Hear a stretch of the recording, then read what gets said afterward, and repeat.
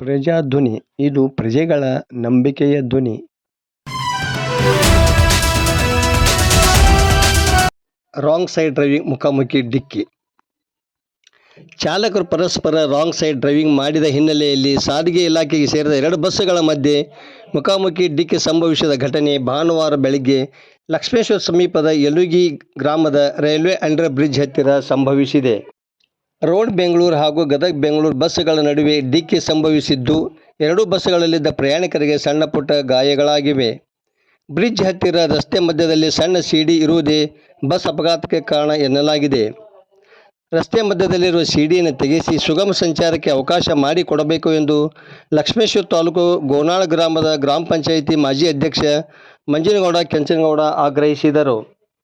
ಘಟನಾ ಸ್ಥಳಕ್ಕೆ ಲಕ್ಷ್ಮೇಶ್ವರ ಪೊಲೀಸ್ ಠಾಣೆಯ ಪಿಎಸ್ಐ ಈರಪ್ಪ ರೀತಿ ಹಾಗೂ ಸಿಬ್ಬಂದಿ ಭೇಟಿ ನೀಡಿ ಪರಿಶೀಲನೆ ನಡೆಸಿದರು.